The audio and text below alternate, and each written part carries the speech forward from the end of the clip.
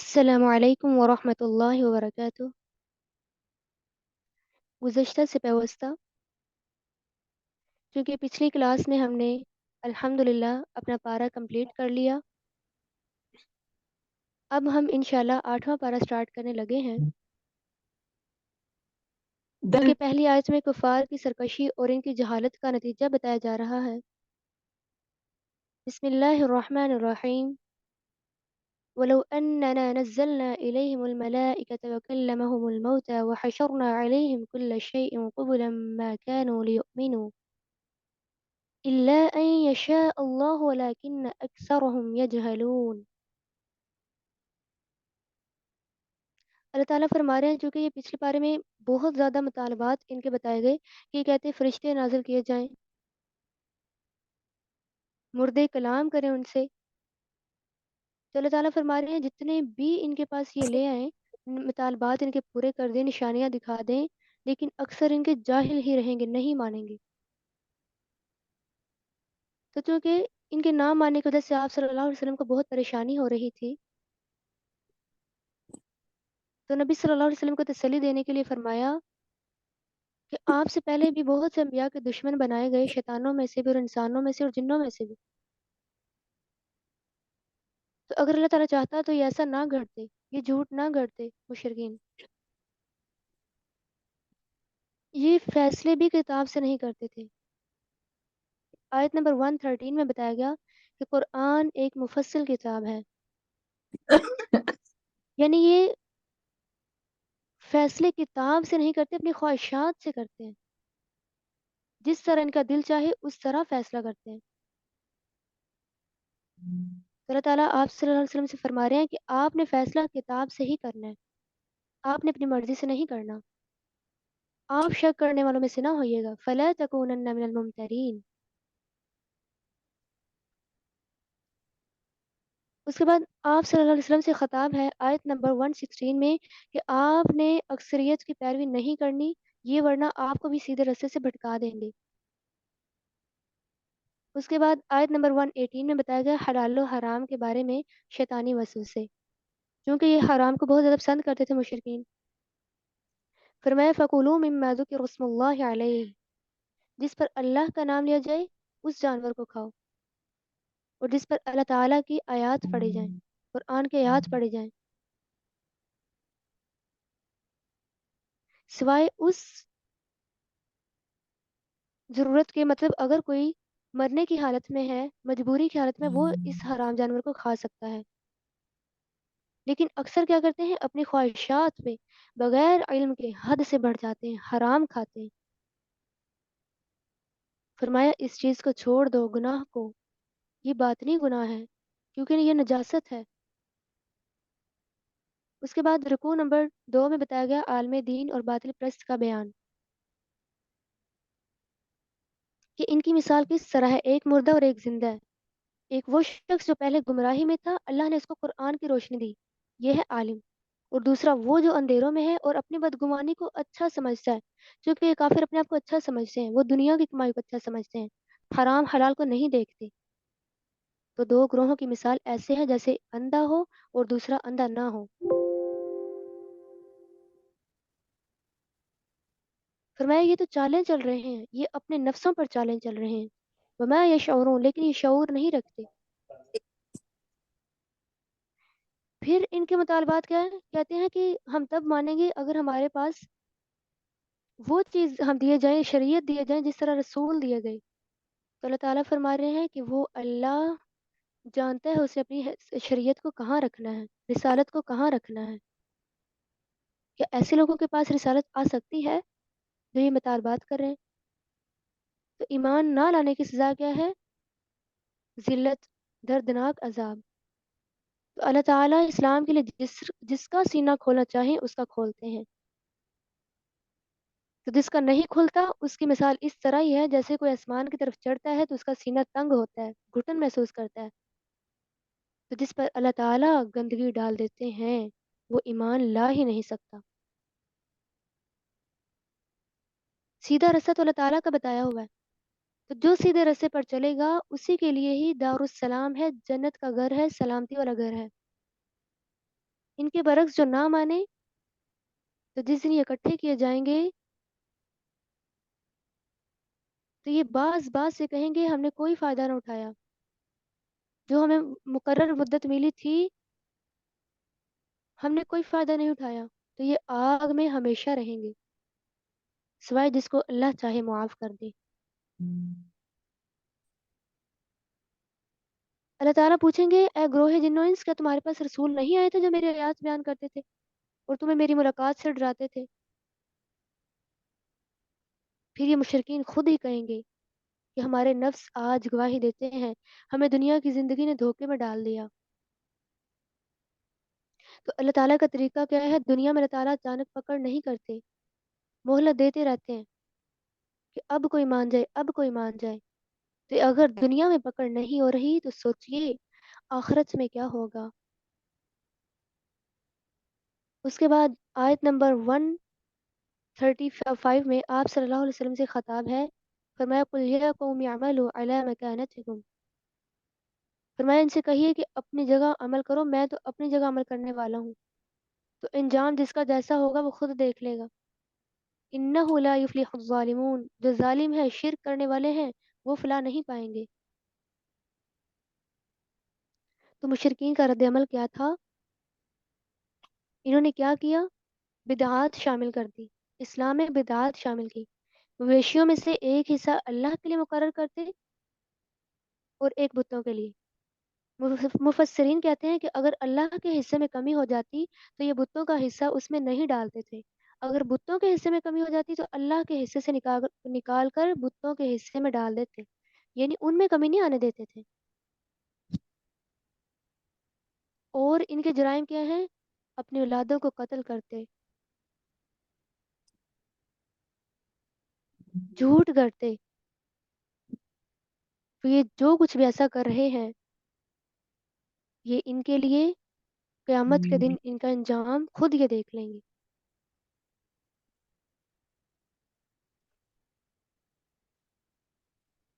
تو ان کے لیے حرام کیا تھا؟ جانوروں کی پشتیں۔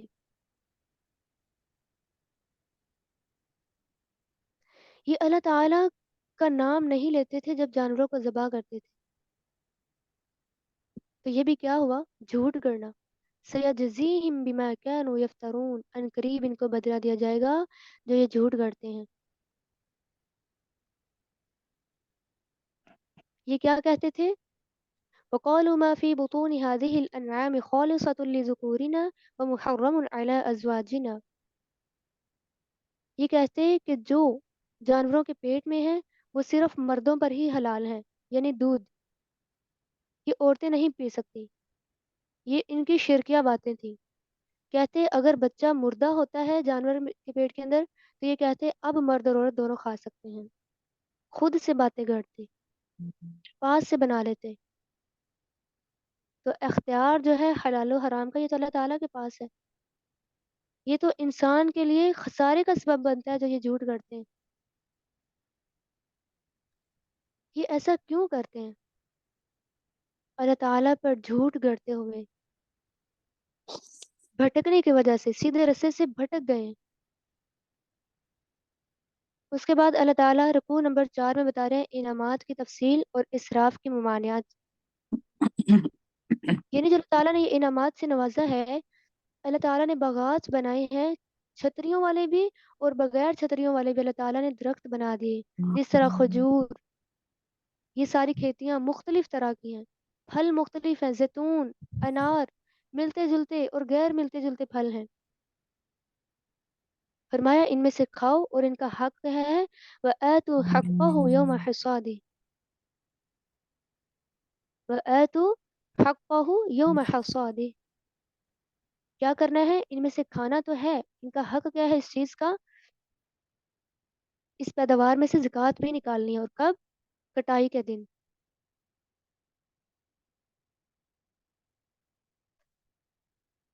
تو فرمایا شیطان کے قدموں کی پیروی نہیں کرنی، وہ تو تمہارا دشمن ہے۔ یعنی یہ جانوروں کو جس طرح حرام حلال کر لیتے، یہ شیطان کی پیروی کرتے ہوئے کرتے مشرکین۔ اس کے بعد آیت نمبر 143 میں بہت امپورٹنٹ چیز ہے. اللہ تعالیٰ فرما رہے ہیں قل الذکرین حرم. جب مشرکین نے اونٹوں، گائیں اور بھیڑ بکریوں میں سے بعض مخصوص جانوروں کو حرام اور ان کے پیٹ کے بچوں میں سے زندہ بچوں کو عورتوں کے لیے حرام اور مردہ کو سب کے لیے حلال قرار دیا، تو اللہ تعالیٰ اب ان سے اس کی دلیل کا مطالبہ فرما رہے ہیں کہ اگر وہ دلیل عقلی ہے تو بتاؤ کہ حرام ہونے کی وجہ ان دونوں کا نر ہونا ہے. اگر یہ وجہ ہے تو پھر ان میں سے کئی نر تم کیوں کھاتے ہو؟ یا مادہ ہونا ہے تو پھر تم ان میں سے کئی مادہ جانور حلال کیوں سمجھتے ہو؟ یا پیٹ کا بچہ ہونا ہے تو تم کئی پیٹ کے بچے خود کیوں کھاتے ہو؟ اور اگر دلیل نقلی ہے تو اللہ تعالیٰ کا کوئی حکم لاؤ جس میں اس نے ان جانوروں کے کسی نر یا مادہ یا رحم میں موجود بچے کو تمہارے کہنے کے مطابق حلال یا حرام کیا ہو. یا تم خود اس وقت موجود تھے جب اللہ نے حلال یا حرام کرنے کا یہ حکم جاری فرمایا. یعنی خود سے خود کسی پہ نر کو، یعنی جو جانور کے پیٹ میں جو بچہ ہوتا ہے کسی نر کو یہ حلال کر لیتے، حرام کر لیتے، خود سے خود گھڑ لیتے. تو اللہ تعالیٰ فرما رہے ہیں دلیل لاؤ. اس کے بعد رکوع نمبر 5 میں اللہ تعالیٰ آپ صلی اللہ علیہ وسلم سے ارشاد فرما رہے ہیں کہ کون سی جو جانور ہیں وہ حرام ہیں. ان سے کہہ دیجئے مردار، خون بہایا ہوا، اور گوشت کس کا؟ خنزیر کا. یہ سب ناپاک چیزیں ہیں، اور وہ جس پر اللہ کے سوا کسی اور کے نام سے ذبح کیا ہو. تو جو کوئی مطلب مجبور ہو، مرنے کی حالت ہے، جان جانے کا خطرہ ہے، تو وہ کھا سکتا ہے. تو یہودیوں پر کیا حرام تھا؟ ہر ناخن والا جانور، اور گائے اور بکری کی جو پیچھے چربی ہوتی ہے وہ بھی ان پر حرام تھی. جس طرح کے دمبے کے جو پیچھے چربی ہوتی ہے اس طرح، یا ہڈی آنتوں کے ساتھ اگر مل جاتا ہے گوشت وہ بھی حرام. تو یہ کس وجہ سے ان پر حرام ہوا؟ ان کی سرکشی وجہ سے، صرف ان کی سرکشی تھی. فرمایا اگر یہ آپ کو جھٹلا دے تو کہہ دیجئے میرے رب کی وسیع رحمت ہے، تو مجرموں سے عذاب نہیں ٹالا جائے گا. رحمت تو ان کے لیے جو ایمان والے. تو مشرکین کا پروپیگنڈا کیا تھا؟ سيقول الذين أشركوا لو شاء الله ما أشركنا ولا آباؤنا ولا حرمنا من شيء. یہ کہتے کہ اگر اللہ چاہتا تو ہم نہ شریک کرتے، اور نہ ہمارے آبا و اجداد شرک کرتے، اور نہ ہم حرام ٹھہراتے. یہ نہیں کہتے کہ اللہ تعالیٰ کی طرف سے یہ ہمارے ساتھ معاملہ. اتنا نہیں پتہ ان کو کہ ان کو تو ہدایت ملی ہی نہیں ہوئی. یہ چاہتے ہی نہیں ہیں ہدایت، یہ تو خود سے خود گھڑ رہے ہیں سب کچھ.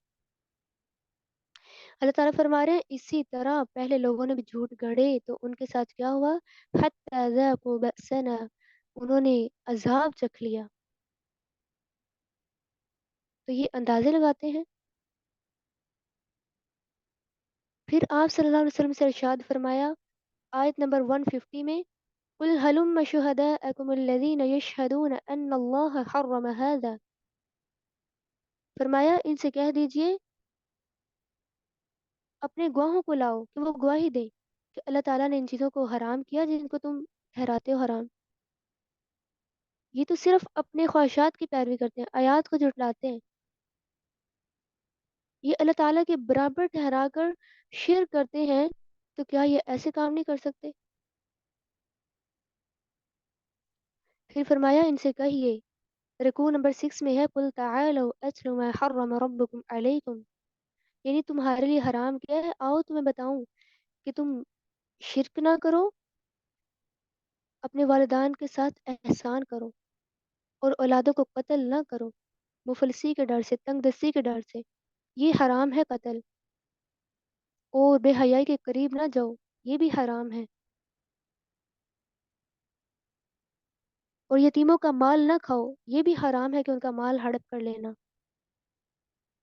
اور ناپ تول میں کمی نہ کرو، انصاف کرو، چاہے قرابت دار ہوں چاہے کوئی بھی ہو. فعدلو، بس عدل ہی کرنا ہے. تو یہ اللہ کا عہد ہے نا، اللہ کے عہد کو پورا کرنا ہے، عدل کرنا ہے. پھر اس کے بعد آیت نمبر 154 میں بتایا ثم آتینا موسى الكتاب تماما على الذي احسن وتفصیلا. یعنی موسیٰ علیہ السلام کی کتاب کا ذکر ہے، تو کتاب کی خوبیاں کیا تھی؟ احسن و تفصیلا، بہترین، نیکی کی اور کھول کھول کر بیان کرنے والی. وہ بھی ان کے لیے ہدایت تھی، رحمت تھی، تاکہ یہ ایمان لائے ملاقات کے دن پر. یہ بابرکت کتاب تھی تاکہ اس کی پیروی کریں. واتقوا لعلکم ترحمون، تاکہ تقوی اختیار کریں، ان پر رحم کیا جائے. تو ان کے پڑھنے پڑھانے والے کیا تھے؟ اس سے غافل تھے.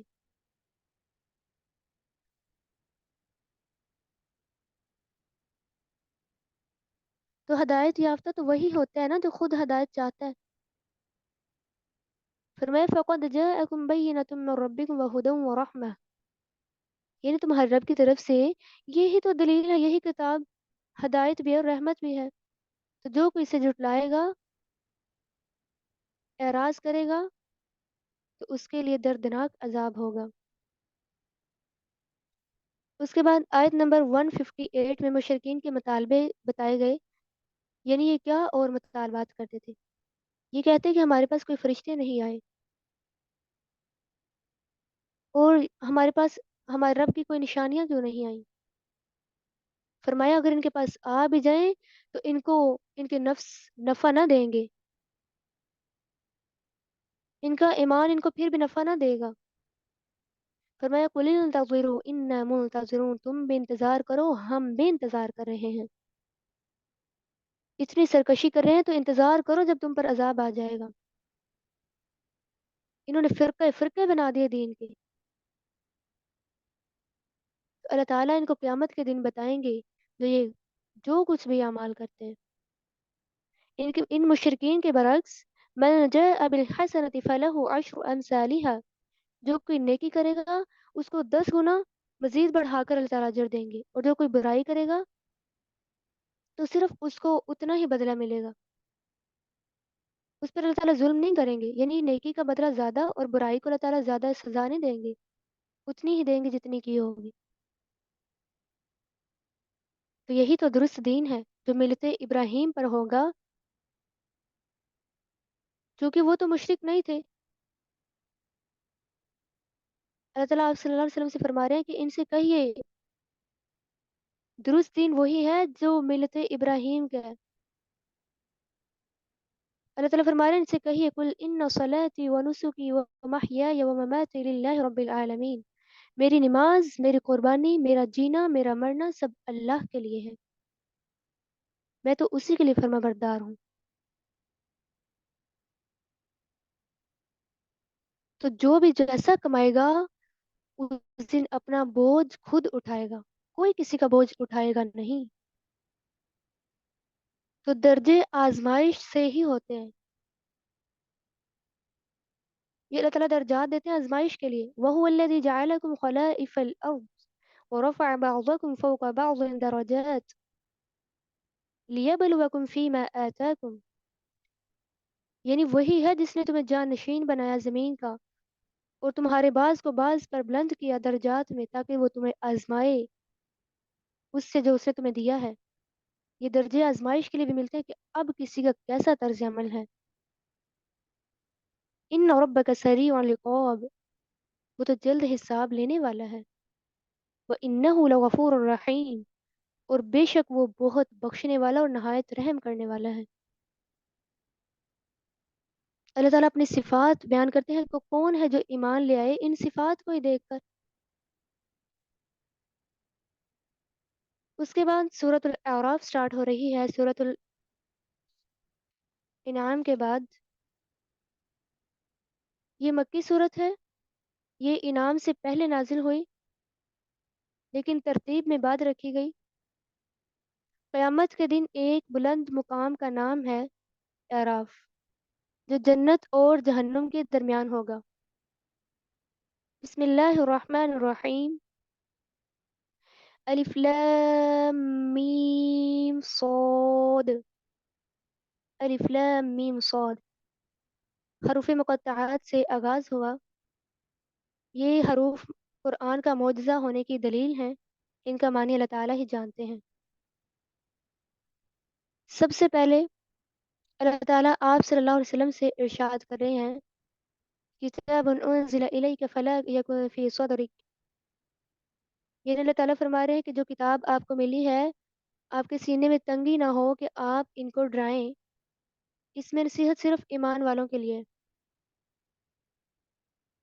یعنی آپ صلی اللہ علیہ وسلم چونکہ پریشان ہو جاتے جب کوئی نہیں مانتا تھا، تو اللہ تعالیٰ فرما رہے ہیں آپ کے سینے میں تنگی نہیں ہونی چاہیے۔ ایمان تو وہی لائیں گے جو نصیحت پکڑیں گے۔ آپ صرف اس چیز کی پیروی کیجیے جو آپ کی طرف وہی کیا جاتا ہے۔ آپ نے اللہ کے سوا کسی اور کی پیروی نہیں کرنی۔ تو کتنی بستیاں تھیں جنہوں نے پیروی کی، مطلب کسی اور کی، تو اللہ تعالیٰ نے ان کو ہلاک کر دیا عذاب کے ساتھ، حتیٰ کہ وہ سو رہے ہوتے یا قیلولہ کر رہے ہوتے۔ قیلولہ یعنی دوپہر کو سونا۔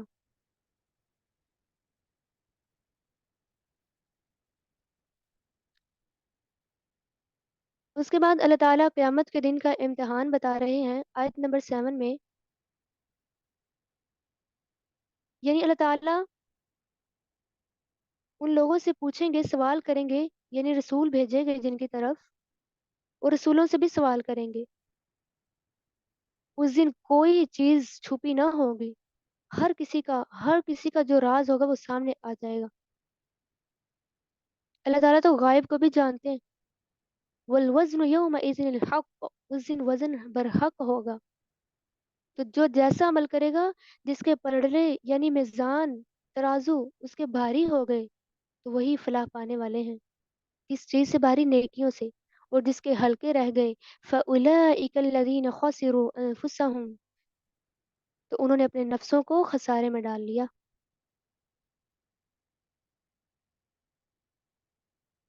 اللہ تعالیٰ نے یہ زمین کا جو ٹھکانہ دیا ہے، یہ زندگی کا سامان ہے، یہ ایک آزمائش ہے۔ اس کے بعد رکوع نمبر 9 میں اللہ تعالیٰ ابلیس کا ذکر کر رہے ہیں، وَلَقَدْ خَلَقْنَاكُمْ ثُمَّ صَوَّرْنَاكُمْ ثُمَّ قُلْنَا لِلْمَلَائِكَةِ اسْجُدُوا لِآدَمَ، یعنی اللہ تعالیٰ عبرت سے، جو پیچھے اللہ تعالیٰ نے جو نشانیاں گزاری ہیں، اللہ تعالیٰ نصیحت پکڑنے کے لیے دکھا رہے ہیں، عبرت پکڑنے کے لیے دکھا رہے ہیں، واقعات اللہ تعالیٰ آگے بتا رہے ہیں کہ اللہ تعالیٰ نے جب ابلیس کو کہا کہ سجدہ کرو، یعنی آدم علیہ السلام کو، فرشتوں نے حالانکہ سجدہ کر لیا لیکن اس نے نہیں کیا، کیوں؟ صرف اپنے تکبر کی وجہ سے۔ اس نے کہا کہ میں تو آگ سے پیدا کیا گیا ہوں، میں بہتر ہوں، اس حقیر انسان کو سجدہ کروں جسے تم نے مٹی کے ساتھ پیدا کیا؟ تو اللہ تعالیٰ نے فرمایا قَالَ فَاهْبِطْ، اتر جا یہاں سے، یعنی اللہ تعالیٰ نے اس کو جنت سے پھر دنیا میں بھیج دیا، تو یہ ذلیل ہونے والوں میں سے تھا۔ تو اس نے کہا اللہ، میں ہر طرح سیدھے راستے پر بیٹھوں گا، بھٹکاؤں گا لوگوں کو، ان کے آگے سے، پیچھے سے، دائیں سے، بائیں سے آؤں گا۔ تو دائیں سے مراد دین کے بارے میں شک و شبہ کرنا، بائیں سے مراد خواہشات کی پیروی کرنا، نیچے سے مراد مزین کر کر کے دنیا کو دکھانا۔ تو ہمیں دعا کرتے رہنا چاہیے، اللہم انی اعوذ بک من ہمزات الشیطان واعوذ بک رب ان یحضرون، شیطانی وسوسے سے بچنے کے لیے دعا کرنی چاہیے۔ تو اللہ تعالیٰ نے اس کو رحمت سے دور کرتے ہوئے نیچے بھیج دیا۔ تو اللہ تعالیٰ نے اس سے کہا کہ جو تیری پیروی کرے گا میں جہنم کو اس سے بھر دوں گا۔ تو اس کے بعد اللہ تعالیٰ آدم علیہ السلام اور حوا علیہ السلام کا واقعہ بیان کریں، چونکہ ان کو بھی اس شیطان نے ہی جنت سے نکلوایا تھا۔ وَيَا آدَمُ اسْكُنْ أَنْتَ وَزَوْجُكَ الْجَنَّةَ، اللہ تعالیٰ نے جب ان دونوں کو جنت میں ٹھہرایا، ایک درخت تھا جنت میں، اللہ تعالیٰ نے کہا اس کے قریب نہیں جانا، باقی تم جو مرضی کھاؤ۔ تو شیطان نے ان کو آ کے بھٹکایا، اس درخت سے کھاؤ، میں تو تم لوگوں کی بھلائی سوچ رہا ہوں، میں تو خیر خواہ ہوں۔ تو ان دونوں نے کیا کیا؟ کھا لیا۔ تو اللہ تعالیٰ نے ان کو بے لباس کر دیا، حتیٰ کہ شیطان اتنا دشمن کہ انسان کو بے لباس بھی کروا دیتا ہے۔ تو اللہ تعالیٰ نے کہا اب تم لوگ جاؤ ہمیشہ کے لیے وہاں پہ، وہاں پہ تم رہو گے، وہاں پہ جیو گے، وہاں پہ مرو گے، وہاں سے تمہیں نکالا جائے گا اس مٹی سے۔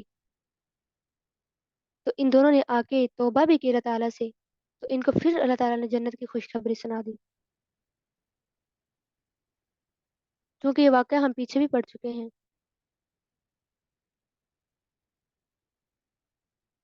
تو تقوی کا لباس کون سا ہے؟ قابل شرم حصوں کو ڈھانپنا، یہ زینت کا سبب ہوتا ہے۔ تو نامحرم جو ہوتا ہے مردوں کے سامنے زینت نہیں دکھائی جا سکتی۔ جب تقوی دل میں ہو تو ظاہری میں بھی انسان کا نظر آ جاتا ہے، لوگوں کو دکھانے کے لیے نہیں لباس پہننا، اپنے آپ کو ڈھانپنے کے لیے، باریک بھی نہ ہو اور ٹائٹ بھی نہ ہو لباس، اور نہ ہی اتنا شارٹ ہو۔ یہی تو شیطان ہے جو بے حیائی کے کام کرواتا ہے۔ جب ان سے کہا جائے مشرکین سے بے حیائی نہ کرو، تو یہ کہتے ہیں ہم نے اپنے اباء و اجداد کو ایسے ہی تو پایا۔ فرمایا وَأَقِيمُوا وُجُوهَكُمْ عِنْدَ كُلِّ مسجد، یعنی جب مسجدوں میں جانا ہے تو تب زینت اختیار کر کے، یعنی مسواک وغیرہ کر کے اور اچھے لباس میں جانا ہے، کیونکہ جو مشرکین تھے یہ برہنہ ہو کے بے لباس ہو کر طواف بھی کرتے اور عبادت بھی کرتے، تو اس لیے فرمایا آپ نے زینت اختیار کر کے جانا ہے، لباس میں اور مسواک کر کے اور خوشبو لگا کے، کیونکہ عورت کے لیے خوشبو کا ذکر نہیں ہے۔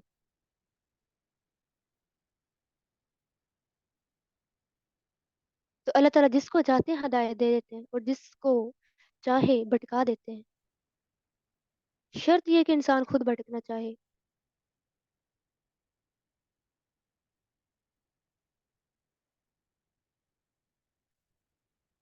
تو یہ دنیا کی زندگی تو ایک نمود و نمائش کی ہے نا، تو اس میں نہیں پڑنا، آخرت کو یاد کرنا ہے۔ تو یہ بے حیائی حرام ہے۔ قل انما حرم ربی الفواحش، چاہے یہ ظاہری ہو چاہے باطنی ہو، یہ حرام ہے، اور شرک کرنا بھی حرام ہے۔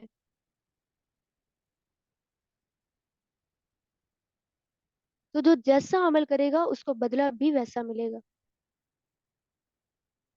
وَلِكُلِّ أُمَّةٍ أَجَلٌ، ہر ایک امت کے لیے مقرر وقت ہے، اس کے بدلے کا اللہ تعالیٰ نے وقت رکھا ہے، اسی لیے ہر وقت اللہ سے ڈرتے رہنا چاہیے۔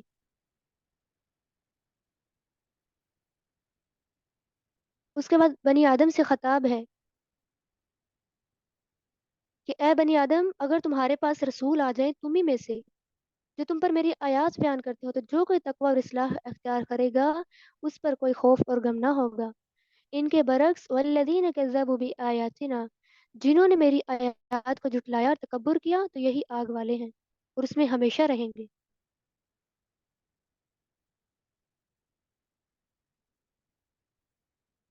تو اللہ تعالیٰ فرما رہے ہیں جب ہمارے بھیجے ہوئے یعنی فرشتے یعنی کافروں کو جب فوت کریں گے، کہیں گے کہاں ہے، یعنی مشرکین سے کہیں گے کہ کہاں ہے جنہیں تم پکارتے تھے اللہ کے سوا، پھر وہ آخر کار گواہی دیں گے کہ وہ تو گم ہو گئے۔ جب بھی کوئی امت یعنی جب بھی کوئی جماعت اس جہنم میں داخل کی جائے گی، وہ اپنے جیسی دوسری جماعت پر لعنت کرے گی، یعنی اللہ انہوں نے ہمیں بھٹکایا، اور جو مانتے تھے وہ کہیں گے انہوں نے ہمیں بھٹکایا، ایک دوسرے پر لعنت کریں گے کہ آج ہمارے ساتھ ایسا نہ ہوتا اگر ہم آپ لوگوں کی پیروی نہ کرتے۔ معبودانہ باطل اس دن کوئی کام نہ آئیں گے، اور وہ بھی انکار کر دیں گے، وہ کہیں گے تم لوگ ہماری کب عبادت کرتے تھے، ہم نے کہا تھا کرو۔ جہنم میں ہر کوئی گروہ ایک دوسرے پر لعنت کر رہا ہوگا۔ تو آیات جھٹلانے والوں کا انجام،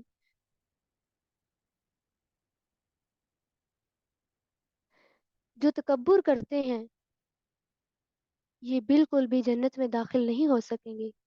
وَلَا يَدْخُلُونَ الْجَنَّةَ، ان کی مثال اس طرح ہے کہ جس طرح سوئی کے ناکے میں سے اونٹ نہیں گزر سکتا، اسی طرح یہ بھی جنت میں سے نہیں گزر سکیں گے، جنت میں نہیں جا سکیں گے۔ ان کے برعکس والذین آمنوا وعملوا الصالحات، جو کوئی عمل کرے گا اس کے لیے جنت ہوگی اور وہ اس میں ہمیشہ رہیں گے۔ تو جنت والوں کی خوبی کیا ہوگی؟ وَنَزَعْنَا مَا فِي صُدُورِهِمْ، ان کے سینوں میں سے جو بھی ہوگے حسد وغیرہ ہر چیز کینہ وہ سب کچھ نکال دیا جائے گا، بالکل صاف دل والے جنت میں جائیں گے۔ تو اس سے پتہ چلتا ہے کہ ہمیں بھی انشاءاللہ اپنے دل صاف کرنے ہوں گے جنت میں جانے کے لیے۔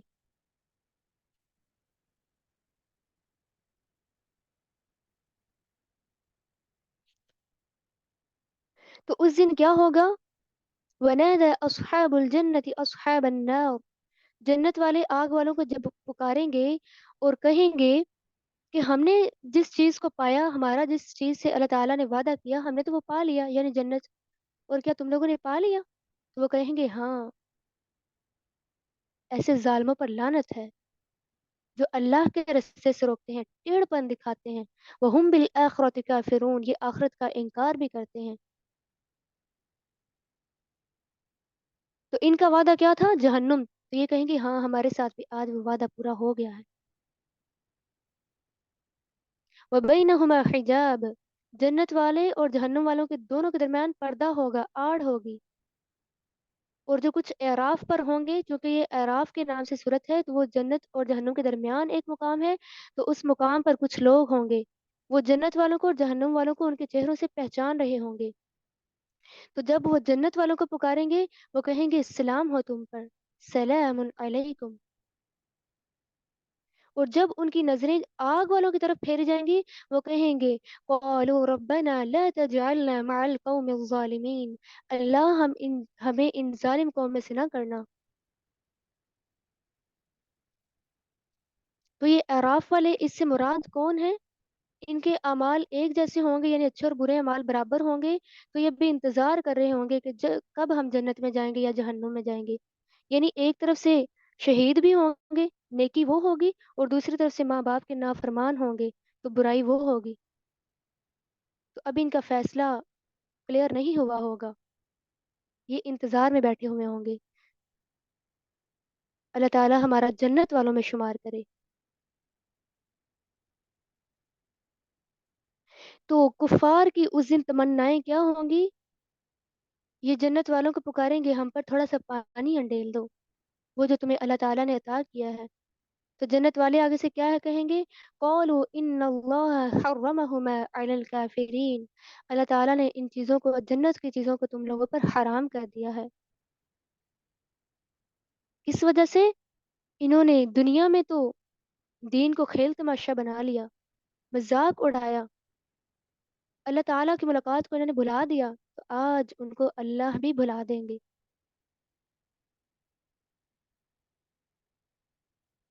یعنی اس دن اللہ تعالیٰ بھی ان سے ملاقات نہیں کریں گے۔ پھر یہ وہاں پہ پچھتائیں گے کہ ہمارے رسول ہمارے پاس حق ہی لے کر آئے تھے۔ تو کافروں کا مطالبہ کیا ہوگا؟ اگر ہم لٹائے جائیں اللہ ہم نیک عمل کریں گے، خود خسروا انفسہم، لیکن انہوں نے کیا کیا؟ اپنے نفسوں کو خسارے میں ڈال لیا۔ جنہیں وہ گھڑا کرتے تھے اپنے معبودوں کو آج گم ہو گئے، چونکہ یہ مشرکین اور کافر موت کا انکار کرتے ہیں تو قدرت کی نشانیاں بیان کی جا رہی ہیں رکوع نمبر 14 میں۔ ان ربکم اللہ الذی خلق السماوات والارض، وہی اللہ ہے جس نے زمینوں اور آسمانوں کو 6 دنوں میں بنایا، پھر وہ عرش پر مستوی ہوا، بلند ہوا، وہ رات کو ڈھانپتا ہے، سورج چاند ستارے ہر چیز اسی نے مسخر کیے ہیں، وہ تو تمام جہان والوں کا رب ہے۔ ادعوا ربکم تضرعا وخفیہ، اپنے رب کو پکارو عاجزی کے ساتھ، چھپکے چھپکے۔ تو چونکہ اللہ نے بنایا ہے تو پکارنا بھی تو اسی کو ہے۔ ولا تفسدوا فی الارض، زمین میں فساد نہ کرو، کسی اور کو نہ پکارو۔ ودعوہ خوفا وطمعا، اسی کو پکارو خوف کے ساتھ اور امید کے ساتھ۔ ان رحمت اللہ قریب من المحسنین، اللہ کی رحمت تو قریب ہے محسنین یعنی احسان کرنے والوں کے لیے۔ تو محسن کون ہوتا ہے؟ جو اللہ کی عبادت اس طرح کرے کہ گویا اسے اللہ دیکھ رہا ہے، چونکہ انسان اللہ تعالیٰ کو اپنی آنکھوں سے دیکھ تو نہیں سکتا، لیکن دل میں احساس یہ ہو۔ وہی ہے جو ہواؤں کو چلاتا ہے، وہی ہے جو بادلوں کو چلاتا ہے، मुर्दा ज़मीन को ज़िंदा कर देता है, आसमान से पानी बरसाकर, हत्ता के मुर्दों को भी निकालता है। यानी क़यामत के दिन जब मुर्दे निकलेंगे वो कौन निकालेगा? अल्लाह ताला उन्हें निकालेगा।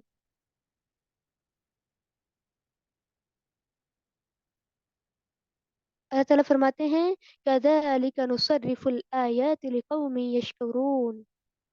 उन लोगों के लिए ये आयात हैं जो शुक्र अदा करते हैं।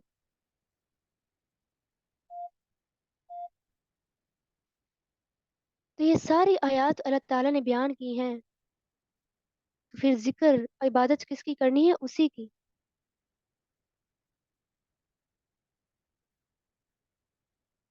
तो जो इनकार करेगा, तकब्बुर करेगा, अल्लाह ताला का उसके साथ कोई रिलेशन ना होगा। उसके बाद अल्लाह ताला ने पारे के आखिर पर वाक़यात रखे कि इन वाक़यात से तो इबरत पकड़ो।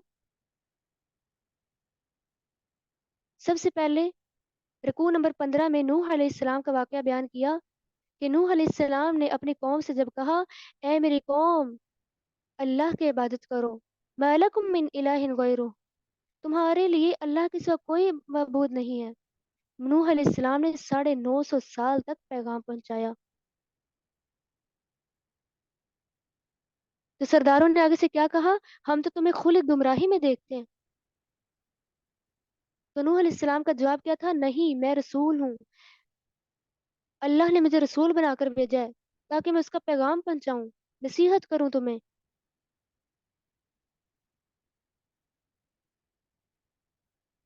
ये इनकार करने वालों और तकब्बुर करने वालों, इनका मतलब मकसद क्या था? क्यों ये तकब्बुर करते थे? क्यों नहीं मानते थे? कहते हैं कि ये हमारे ही में से एक शख्स आ गया है नबी बनकर। हसद करते थे ना, चाहते नहीं थे कि हमारे अंदर से ही कोई नबी बनकर आ जाए, इसीलिए नहीं मान रहे। इनकी ना मानने की मेन वजह यही है, अपने आप को बड़ा समझते हैं।